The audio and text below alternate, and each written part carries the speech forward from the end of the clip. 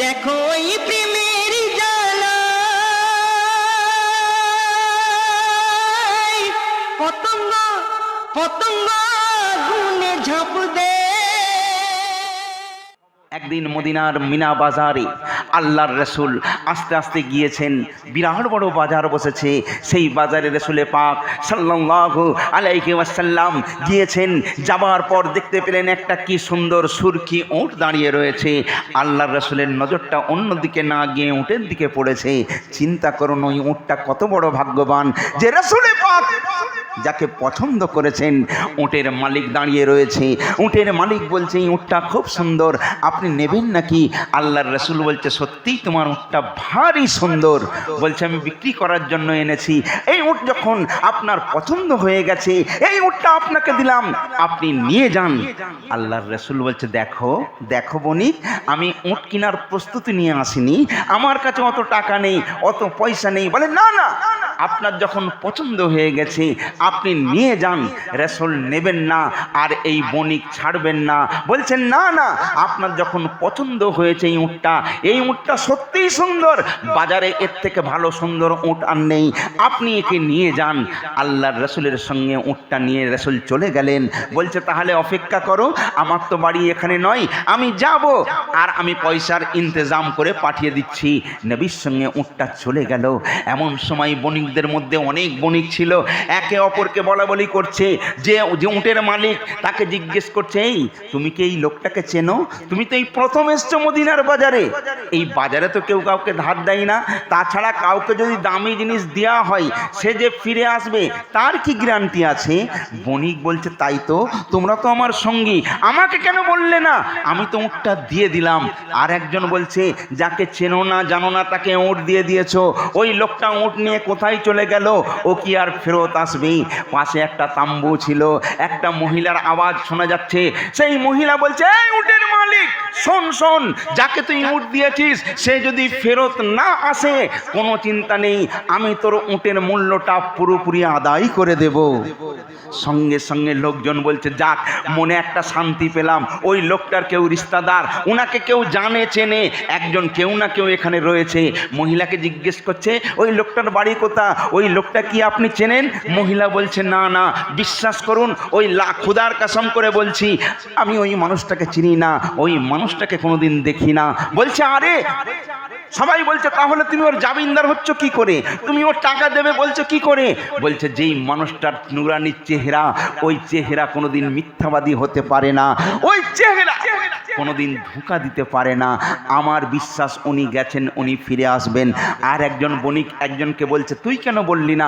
বলে, আরে, আমি যখন ওনার সুন্দর চেহারার দিকে তাকিয়েছিলাম, আমার মনে হচ্ছে যেন ওনার চেহারার নুরানি পাওয়ারটা পাহাড়ের মধ্যে গিয়ে একদম এমন ঝিলিক মারছে, আমি ওইটা দেখেই পাগল হয়ে গেছি। আর একজনকে বলছে, তুমি কেন বললে না? বলছে, ওনার নুরানি দাঁত থেকে যখন উনি হাসছিলেন মনে হচ্ছে যেন মুক্তগুলো ঝরে ঝরে পড়ছিল, আমি ওই দেখে আশিক হয়ে গিয়েছিলাম। আর একজন বলছে, ওনার এত সুন্দর বাল, এত সুন্দর ওনার মাথার চুল, উনি যখন কথা বলছিলেন ওই চুলগুলো যখন হিলছিল মনে হলো আসমানের ফেরেশতারা ওই চুলের মধ্যে দুলা খাচ্ছে, দুলা খাচ্ছে, দুলা খাচ্ছে। ভাইরে আমার, কেউ কিন্তু নবীকে চেনে না, কিন্তু সবাই মিলে বলছে আমার রাসূলকে একবার দেখার পর দিওয়ানা হয়ে গেছি। মুখের মধ্যে কথা চলে গিয়েছে, মুখের ভাষা হারিয়ে গিয়েছে। সবাই রাসূলে পাককে চেনে না, কিন্তু রাসূলকে দেখার পর ফিদা হয়ে গেছে। হঠাৎ দেখা যায় এমন সময় একজন সাহাবা এলেন, এসে বলছেন, ভাই, ও ভাই, উটের মালিককে, যে উটটাকে কিনে নিয়ে যাওয়া হলো একটু আগে, সেই উটের মালিককে। উটের মালিক দাঁড়িয়ে রয়েছে, বলছে, এই নাও ভাই তোমার পয়সা। বলছে, এত পয়সা? বলে, ওই উটের এতই দাম হওয়া উচিত, যা এনেছি সব নিয়ে নাও, আমার আকা মুস্তফা দিয়ে দিয়েছেন। উটের মালিক একদিকে টাকা রয়েছে আর ওই সাহাবার মুখ থেকে কথাগুলো শুনছেন, জিজ্ঞেস করছেন, আচ্ছা বলুন বলুন, যে ব্যক্তিটা উটটা কিনে নিয়ে গেল উনি কে? সাহাবা বলে, বণিক।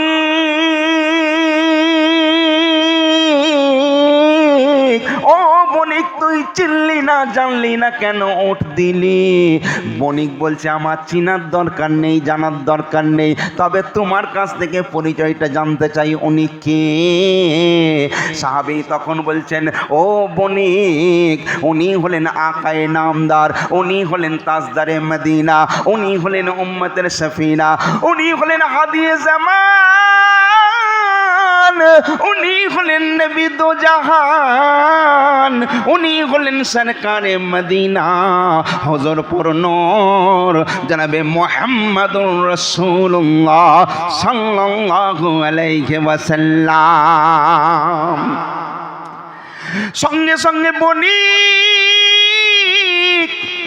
বণিক অতগুলো টাকা ছেড়ে বলছে, ও সাহাবী, ও নবীর গোলাম, আমার এই টাকার দরকার নেই, টাকার দরকার নেই, এই টাকাটা আমার আকার কদমে আমি নজরানা করে দিতে চাই। আজকে বহুদূর থেকে আমি এসেছি আল্লাহর নবীর সঙ্গে একবার দিদার করব। আজকে বলো বলো সেই রাসূলে পাকের দরবারে আমায় নিয়ে চলো। ওই বণিকের সঙ্গে সমস্ত উটের মালিকরা, উটের বণিকগুলো উট ওইখানে পড়ে রয়েছে, সবাই মিলে এক এক করে ছুটে গিয়েছে। গিয়ে সঙ্গে সঙ্গে আল্লাহর রাসূল যে জায়গায় বসেছিলেন সেই জায়গায় গিয়ে সমস্ত লোকজন বলছে, ইয়া রাসূলুল্লাহ, ইয়া হাবিবাল্লাহ, হুজুর একবার ভেতরে আসার অনুমতি দিন। আল্লাহর রাসূল বলছে, কেন কেন? তুমি তো উটের পয়সা পেয়ে গিয়েছ।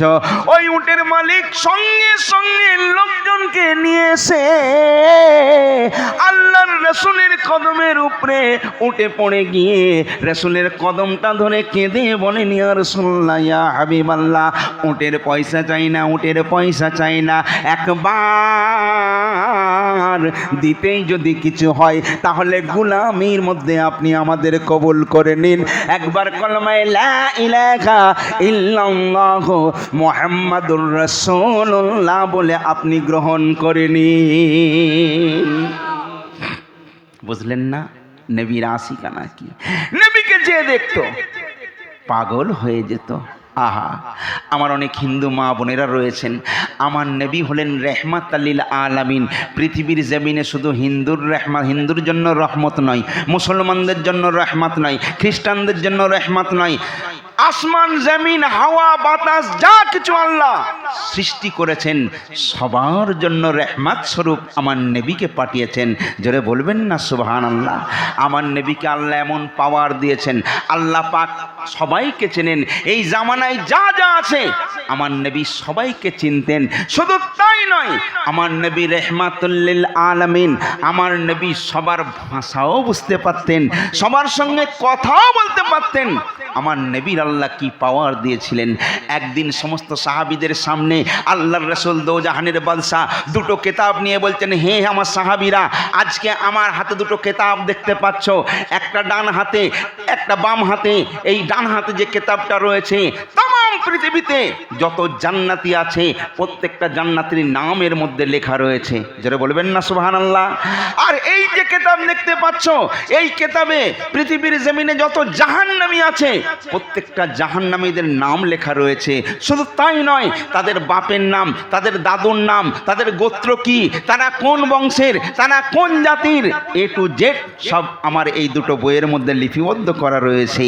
সঙ্গে সঙ্গে সাহাবা হুজুররা একে অপরের দিকে তাকাতাকি করে, চিন্তা করছে আমার অন্তরের খবর, আমার মনের খবর উনি তো বলতে পারবেন না, কিন্তু আপনি হয়তো জানেন না আল্লাহ বলেছেন যে আমার হয় আমি তার হয়ে যাই, তার জবানটা তার জবান থাকে না, সেটা আমার জবান হয়ে যায়। জোরে বলুন সুবহানাল্লাহ। আপনারা জানেন পৃথিবীর জমিনে ওলিদের শিরোমণি পিরানে পীর দস্তগীর হুজুর আব্দুল কাদের জিলানী, উনি বলছেন ইলা পিলাদিল আরদি জামা।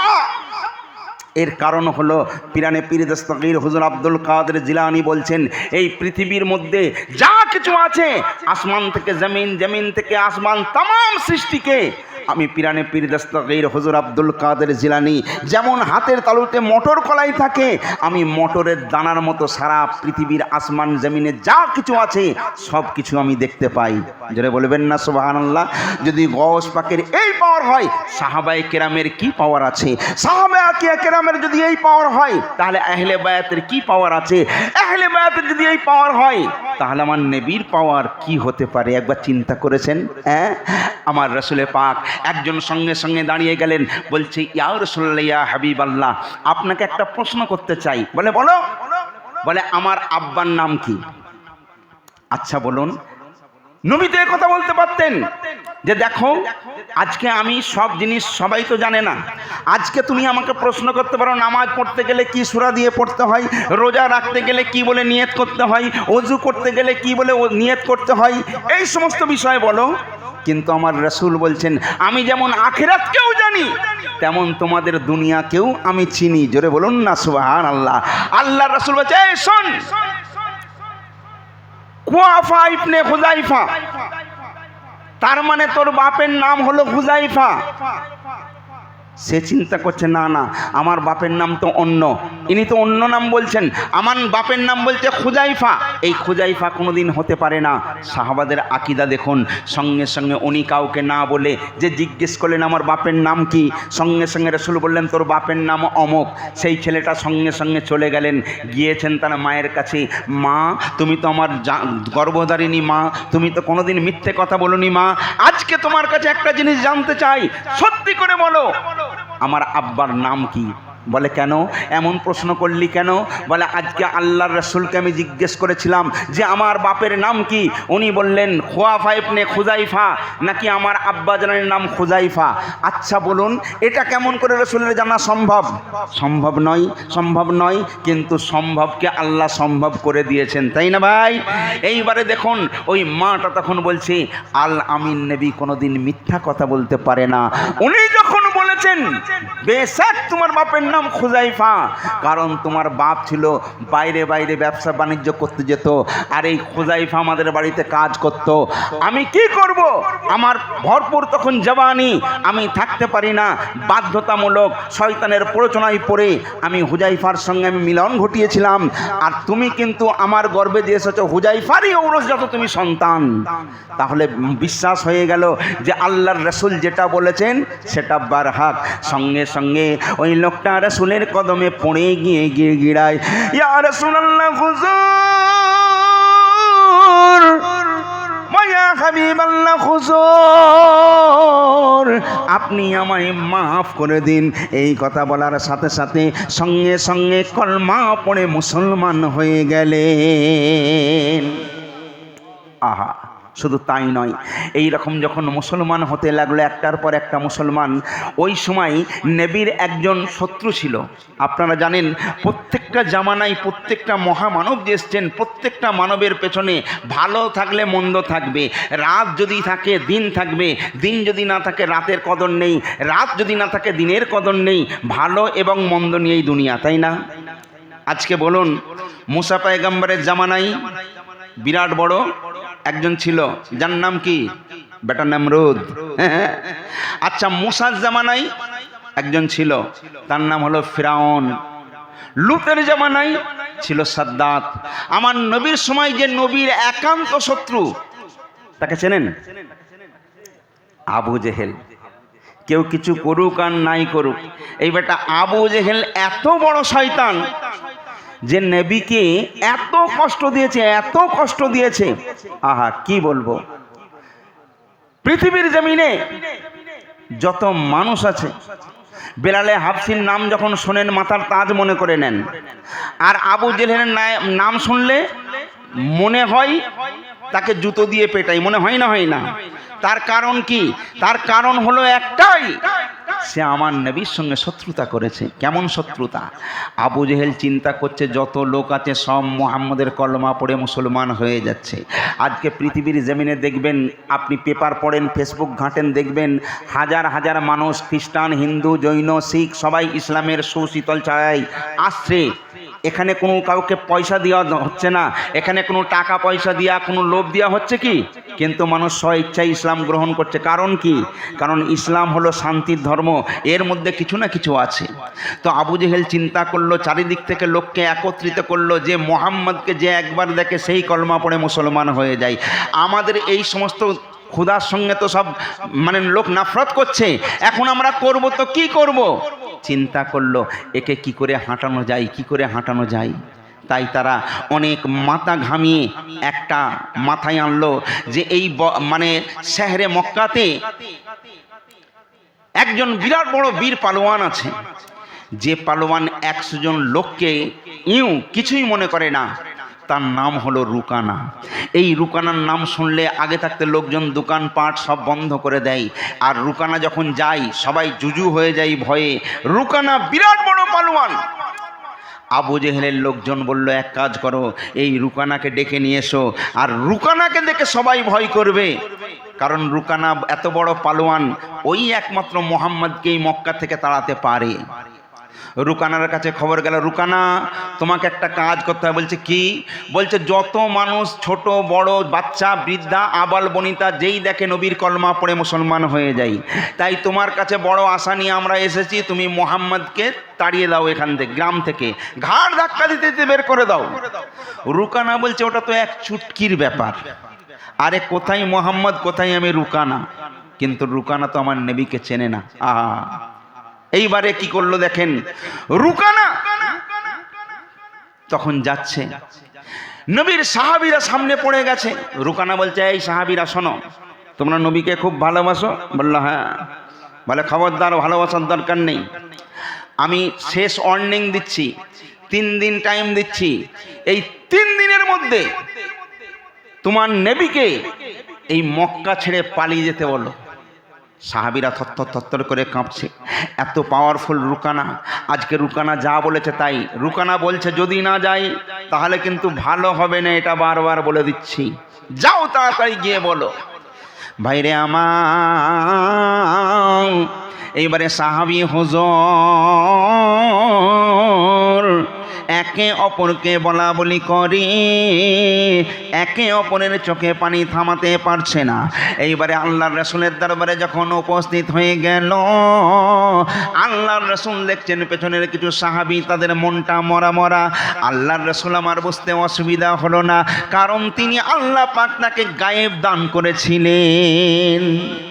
আমার রাসূল পাক সাল্লাল্লাহু আলাইহি ওয়াসাল্লাম ওই সাহাবীগুলোকে কাছে ডেকে বলতেন, সাহাবীরা এমন করে কেন তোমরা কান্না করো, কি ব্যাপার?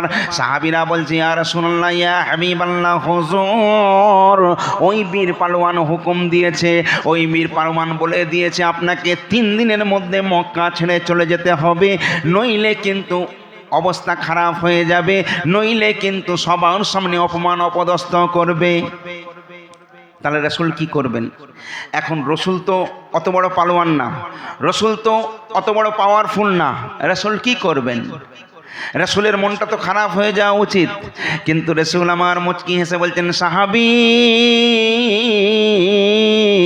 আল্লাহ পাক আমাকে রাহমাতাল লিল আলামিন করে দুনিয়ার জমিনে পাঠিয়েছেন, ভয়ের কোনো কারণ নাই, তোমরা বরং এক কাজ করো, এই মুহূর্তে রুকানার কাছে চলে যাও, আর রুকানাকে গিয়ে বলো আমি রাসূলুল্লাহ রুকানাকে আমার দরবারে ডেকেছি। সাহাবীরা বলছেন, হুজুর কি বলছেন? এই এত বড় পালোয়ান এখন এক মোদি অমিতে শেষ করে দিল, এনআরসি করো, সমস্ত ভারতবাসীরা পাগলা দুটো লোকের জন্য। আর এই রুকানা এত বড় পাওয়ারফুল, সে তো পুরো মক্কাকে পুরো শেষ করে দেবে, তছনছ করে দেবে। রাসূল পাক মুচকি হেসে বলছেন, রুকানাকেই আমার দরকার, তুমি রুকানাকে আমার দরবারে পাঠিয়ে দাও আর বলো রাসূলুল্লাহ তোমায় ডেকেছেন। সাহাবীরা বলছে, রাসূল বুঝতে পারছেন না, কিন্তু রাসূল কি আমার বুঝতে পারছেন না? বুঝতে পারছেন। সমস্ত লোকজন কিন্তু রাসূলের হুকুম শিরোধার্য, রাসূলের যখন কথা এদিক ওদিক হবার ব্যাপার নয়। সাহাবীরা গেলেন, রুকানা এক জায়গায় বসে দম দিচ্ছে, বলছে, এই তোদের নবীকে বলেছিস? সাহাবারা বলছে, এই রুকানা ওইভাবে কথা বলো না, আমার রাসূল পাক সাল্লাল্লাহু আলাইহি সাল্লাম বলেছেন রুকানাকে আমার দরকার, রুকানাকে আমার দরবারে এখনই পাঠিয়ে দাও। রুকানার সমস্ত লোকজন তারা চিন্তা করছে, এত বড় পালোয়ানকে উনি ডেকেছেন, ওনার এত বড় স্পর্ধা। এখন বলুন, আমাদের পশ্চিমবাংলার যিনি গদিতে আছেন দিদি, এখন দিদি যদি আমাকে ডাকে আমাকে যেতে হবে, কিন্তু আমি দিদিকে ডাকলে দিদি আসবে না। তো রুকানা এত বড় পালোয়ান, সে বলেছে বার হয়ে যেতে, আর আল্লাহর রাসূল বলছেন রুকানাকে আমার দরবারে ডেকে দাও, আমি তার অপেক্ষায় রয়েছি। রুকানা শোনার পর চমকে গেলেন, ব্যাপারটা বুঝলাম না কি ব্যাপার, কিন্তু দেখা যাক। আমি তো রাসূলের নাম শুনেছি, মুহাম্মাদের নাম শুনেছি, কিন্তু মুহাম্মাদকে এই দুই নয়নে কোনোদিন আমি দেখি নাই। চলো একবার দেখা তো হয়ে যাবে। ভাইরে আমার, এইবারে রুকানা যখন আসছেন, রাস্তার লোকজন আগে থাকতে রাস্তা ক্লিয়ার করে দিচ্ছে, রুকানা আসছে। আল্লাহর নবীর দরবার, শাহী দরবার। রুকানা যখন গেটের সামনে চিন্তা করেছে আমি রাসূলকে ওইখান থেকে অপমান করে আমি বের করে দেব মারতে মারতে, কিন্তু যে রুকানা ওই মারার জন্য এসেছিল, দরজার সামনে আল্লাহর রাসূলের চেহারা মুবারকের দিকে একবার যখন তাকায়, সঙ্গে সঙ্গে মাথাটা নিচু হয়ে যায়, চুপ করে দাঁড়িয়ে যায়। আল্লাহর রাসূল বলছে, রুকানা, আমি রাসূলুল্লাহ তোমার অপেক্ষা করছি, তোমাকেই আমার দরকার, এইখানে এসো, আমার কাছে এসে যাও। রুকানাকে আস্তে আস্তে লোক সাইড করে দিল, রুকানা রাসূলের কাছে এলেন। কি ব্যাপার রুকানা, কি ব্যাপার, তুমি আমায় কি বলেছ? রুকানা বলছে, ইয়া রাসূলুল্লাহ, ইয়া হাবিবাল্লাহ, আপনি এই মক্কা ছেড়ে চলে যান, কারণ আপনার বহু শত্রু, তামাম মক্কার তাবর তাবর নেতা পণ্ডিতরা সব আপনার শত্রু হয়ে গেছে। আমার উপরে হুকুম হয়েছে আমি যেন আপনাকে অসম্মান করে তাড়িয়ে দিই, তাই আমি চাইছি আপনি স্বেচ্ছায় এখান থেকে চলে যান। আল্লাহর রাসূল রুকানার দিকে তাকিয়ে বলছে, রুকানা, যদি আমি না যাই তাহলে কি হবে? রুকানা মুখের দিকে তাকিয়ে বলছে, না, এটাই তো কনফার্ম, আপনাকে যেতেই হবে।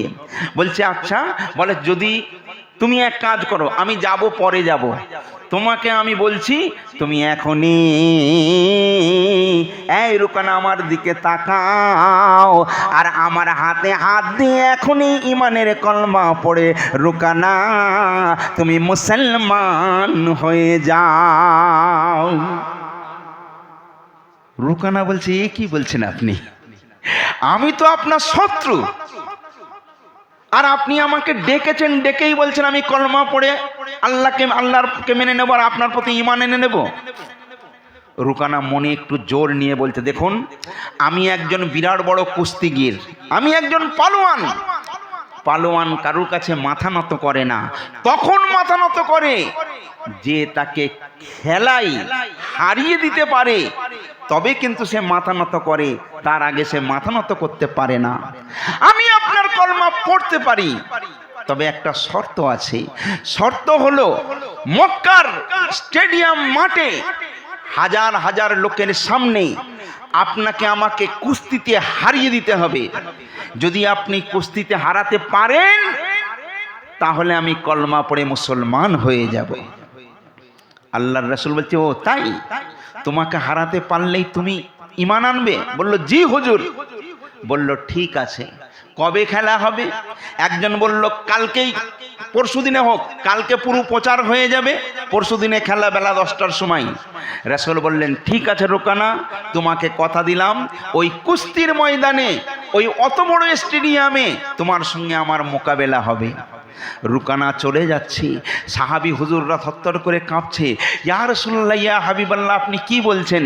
যারা ক্রিকেটার বিশ্ব চ্যাম্পিয়ন, যারা ফুটবলার বিশ্ব চ্যাম্পিয়ন, 5 মাস 6 মাস আগে থাকতে তাদের প্র্যাকটিস শুরু করতে হয়, সে যত বড়ই খেলোয়াড় হোক না কেন, আগে থাকতে প্র্যাকটিস করতে হয় প্রত্যেকটা খেলার, তাই না? নইলে সে তো খেলতে পারবে না। তাছাড়া আপনি কুস্তির যে আদব কায়দা, যে অ্যাঙ্গেলে খেলতে হয়, আপনার তো কিছুই জানা নেই। এত বড় বীর পালোয়ান রুকানাকে আপনি হারাবেন তো কি করে হারাবেন? রাসূলে পাক বলছেন, যার আল্লাহ আছে তার কোনো টেনশন নাই, তোমরা টেনশনে পড়ো না, অত চিন্তা করো না, সময় আসতে দাও। চারিদিকে ঘোষণা হয়ে গেল, তামাম মক্কা শহরে ঘোষণা হয়ে গেল, অমুক দিনে মক্কার স্টেডিয়াম মাঠে হাজার হাজার লোকের সামনে বেলা 10টার সময় রুকানার সঙ্গে মোকাবেলা।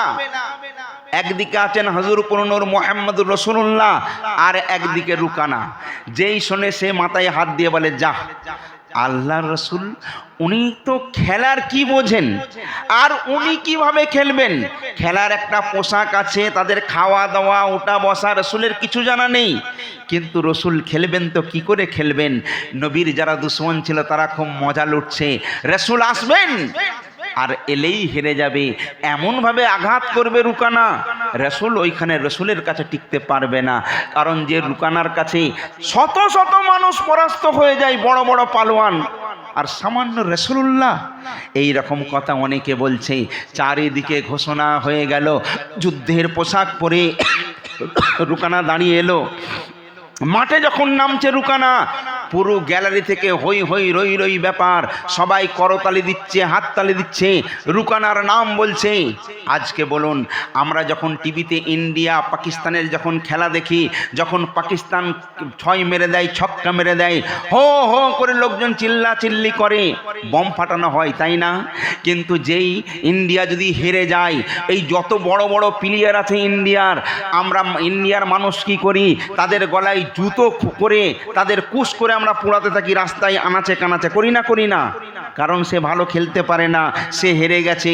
আর যদি জিতে যায়, তাকে নিয়ে ফুলের মালা দিয়ে কত সসম্মান করে, কিন্তু হারা পার্টির যে হেরে যায় তার কোনো মূল্য থাকে না, যে জেতে জগতের মানুষ তাকেই সম্মান করে, তাই না? তো এদিকে রুকানার সবাই করতালি দিচ্ছে, সবাই সুনাম করছে। একদিকে রাসূল পাক সাল্লাল্লাহু আলাইহি সাল্লাম আসছেন, উনি একটা জুব্বা মুবারক, একটা লুঙ্গি, একটা ফালি পরে উনি নামছেন, রাসূলের সেই পোশাকও নেই। এখন বলুন, আপনারা বল খেলছেন, ফুটবল প্যান্ট পরে বা হাফ প্যান্ট পরে, এখন আমি যদি এরকম জুব্বার পাঞ্জাবি পরে লুঙ্গি পরে যাই, আপনি হাসবেন না? তাহলে এ কি আবার খেলবে, বলবেন না? সবাই বলছে। রাসূল যখন আসছেন কেউ তালি দিচ্ছে না। একদিকে রুকানা, সবাই রুকানা সাপোর্টার, রাসূলের খেলা তো কেউ দেখেনি। ভাইরে আমার, এইবারে দেখুন, একদিকে রাসূল পাক আর একদিকে রুকানা দাঁড়িয়ে। রেফারি দুজনের মুখের দিকে তাকায়, আল্লাহর রাসূলকে বলেন, আপনি কি রেডি? বলল হ্যাঁ। রুকানা বলে হ্যাঁ। এইবারে রেফারি বাঁশিটা বাজিয়ে দিল, এইবারে সবাই করতালি দিচ্ছে। আল্লাহর রাসূল কুস্তি করবেন, আজকে লড়ালড়ি করবেন, কার সঙ্গে? রুকানার সাথে। আল্লাহর রাসূলের কাছে রুকানা যখন এলেন, রুকানা বলছেন, ইয়া রাসূলুল্লাহ, ইয়া হাবিবাল্লাহ, হুজুর আপনি আমায় প্রথমে আঘাত করুন। আল্লাহর রাসূল বলে, রুকানা আমি সবাইকে ভালোবাসতে এসেছি, আমি কাউকে আঘাত দিতে পারি না। ও রুকানা, তুমি চেষ্টা করে যাও। এইবারে রুকানা জোর কদমে যখন কুস্তি মারার জন্য, যখন ভক্সিন মারার জন্য আল্লাহর রাসূলের দিকে এইরকম হাসতে আগিয়ে আসে, যেই একটা ঘুষি মারে রাসূল আমার বসে পড়ে, আবার একটা ঘুষি মারে, একদিক দিয়ে বার হয়ে যায়। অনেকবার চেষ্টা করলো রুকানা, কিন্তু আল্লাহর রাসূলের গায়ে স্পর্শ করতে পারল না। আল্লাহর রাসূল সঙ্গে সঙ্গে রুকানাকে নিয়ে এমন ভাবে মাথার চুলটা ধরে ফেলে দিলেন। তারপর রুকানা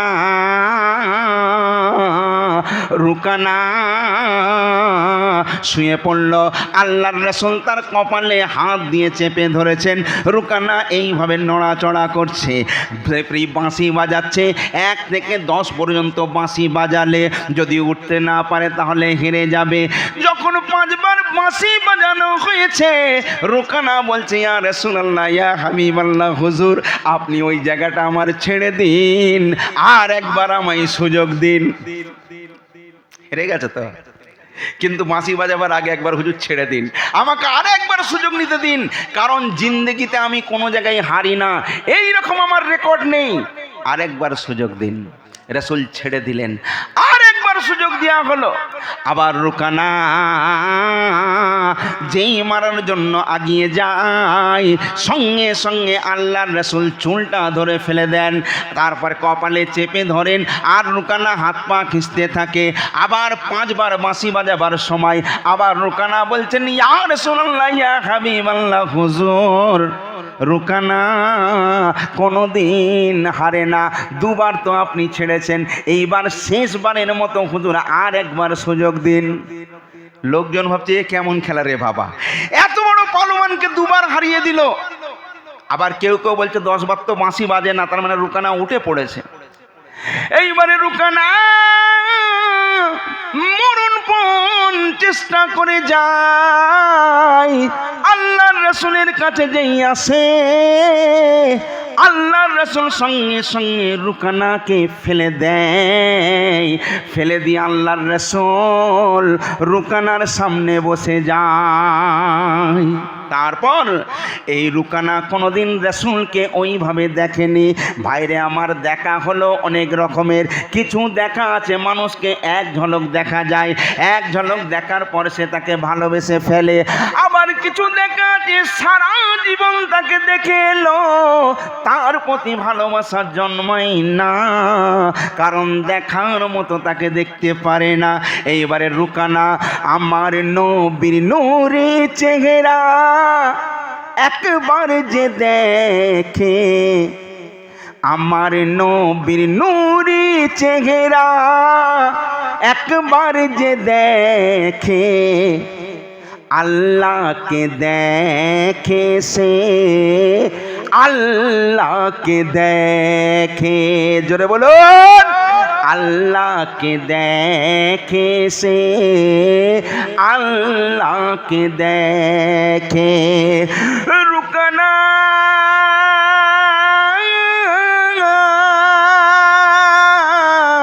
যেই আমার নবীর নূরি চেহারা দেখে, দেখতেই লাগে।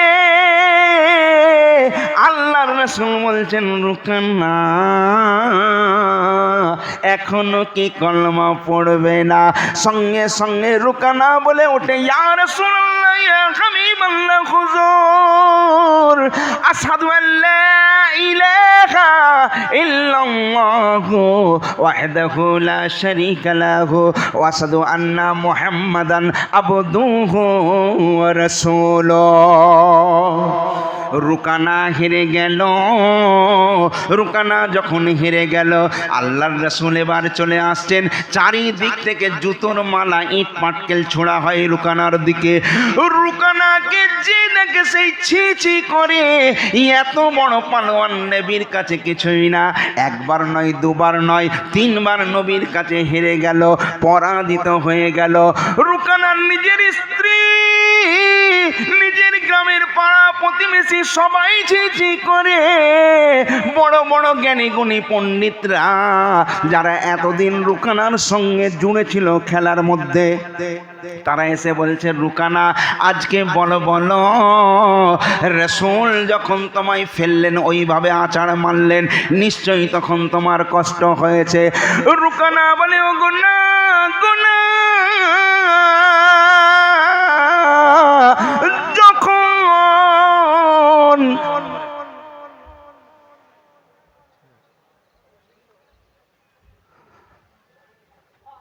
কি বলছেন রুকানা, রুকানা বলে, শোনো, সন্তানকে যেমন মা কান্নাকাটি যখন করে, সন্তানকে যখন মা তুলে এনে দুগ্ধ পান করাতে থাকে, যেমনটি আরাম অনুভব করে, আমি যখন রাসূলের দিকে অগ্রসর হয়েছি, রাসূল আমার সঙ্গে সঙ্গে মায়ের মতো সন্তানকে যেমন মা তুলে নেয়, সেই মতো আমায় কোলের মধ্যে তুলে নিয়ে আরাম দিয়েছে। আজকে বলুন, এই রুকানা নবীর নাম শুনে নবীর আশিক হয়ে কলমা পড়ে মুসলমান হয়ে গেল। পড়ুন লা ইলাহা ইল্লাল্লাহ, পড়ো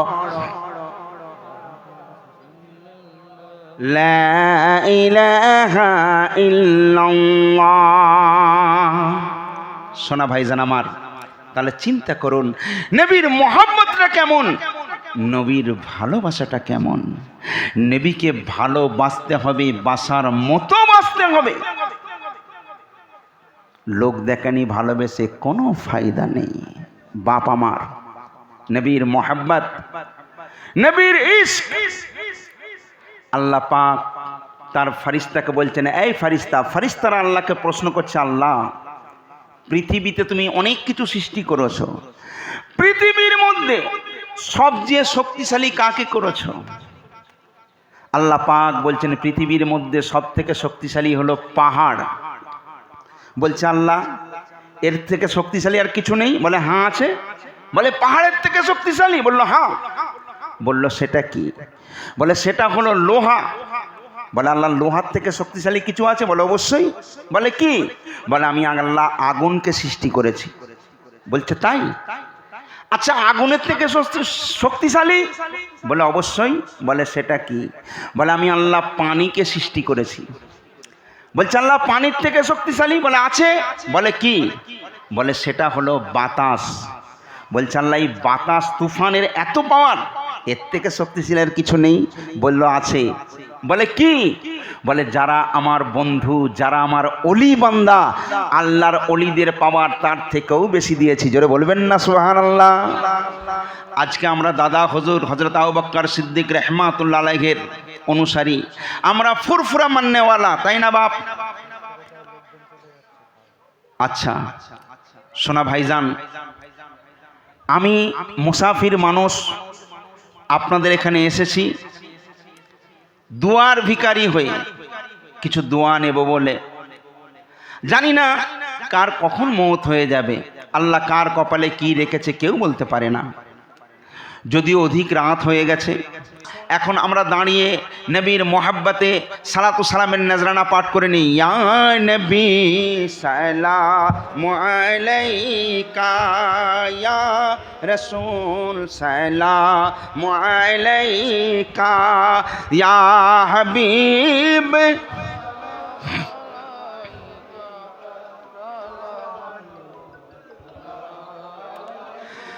ইয়া রাসূলুল্লাহ, ইয়া হাবিবাল্লাহ,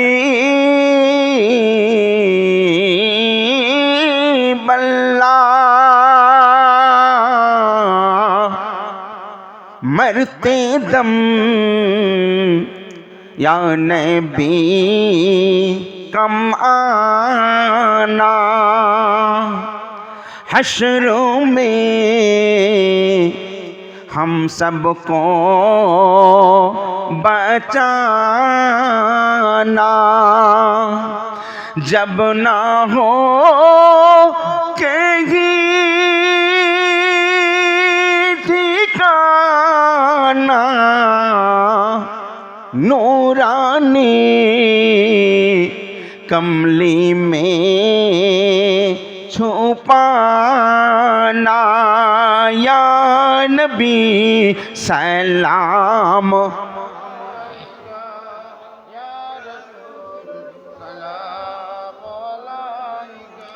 या हबीब सलाम अलैका, सलावतुल्लाह, या रसूल अल्लाह, चाहिना जन्नातेर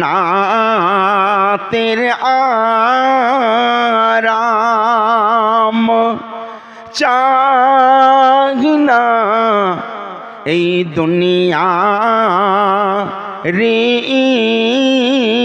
নাম, चाहिए हे नबी আকরাম, পাই যেন আপনার দুই কদম, ইয়া নবী সালাম,